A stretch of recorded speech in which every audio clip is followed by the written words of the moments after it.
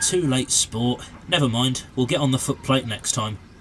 You can come up to my cab if you'd like. Just ask driver, I'm sure he won't mind. Well?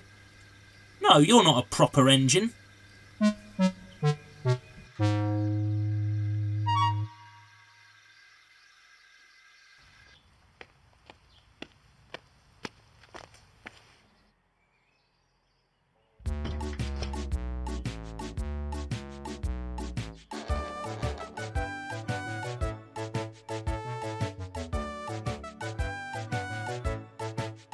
Toby is a tram engine.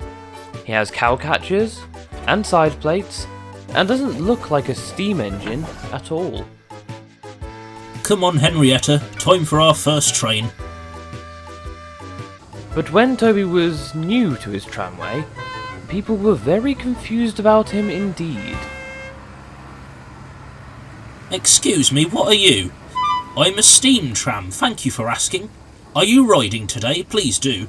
Henrietta will be Doris. Is this your idea of a joke? I spend all of 2 weeks building you a shed and you bring us here to ride on one? But I'm not a shed. I'm sorry to say that Toby had just as many questions as he did passengers.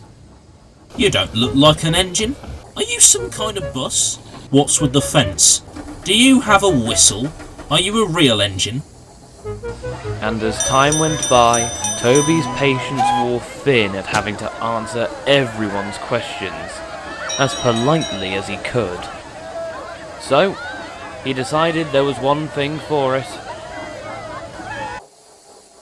Toby's driver made a sign explaining everything someone who hadn't seen a steam tram before would need to know. Henrietta did not take kindly to it. It looks hideous. Maybe, but at least it does the job. I'm tired of it, Henrietta. The passengers are a liberty.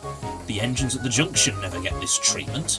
Oh, Toby, you're not still sore about that young boy, are you? And besides, they've never seen a steam tram before. How would they know any better? But try as Henrietta might, Toby was insistent about his sign.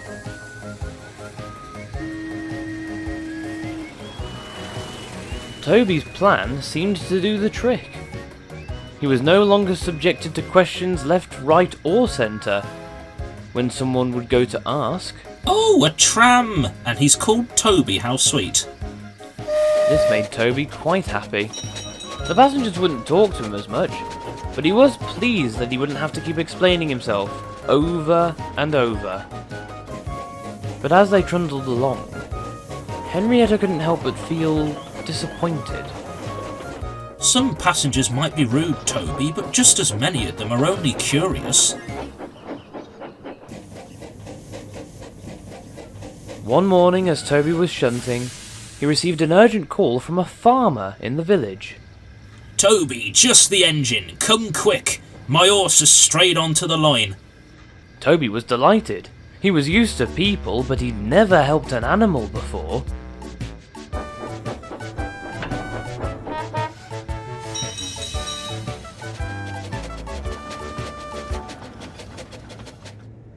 In no time at all, Toby soon found the horse, just as described, taking up space on the line.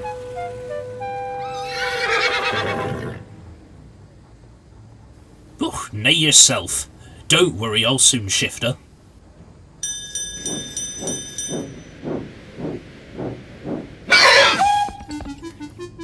Oh, heck, why is she so skittish? I'm not that scary, am I?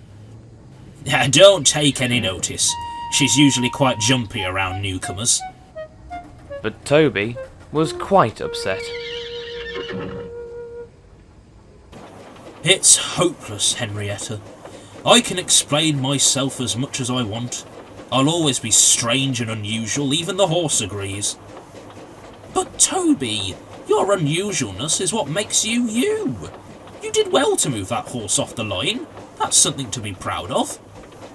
Toby arrived at the end of the line to find his controller waiting for him. Toby, you've worked splendidly on this tramway so far. I'm proud of you. Oh, thank you, sir. But please get rid of that silly board on your side. It's quite an eyesore. But sir, I don't want everyone asking questions about what I am. It's degrading. Would you rather they didn't talk to you at all?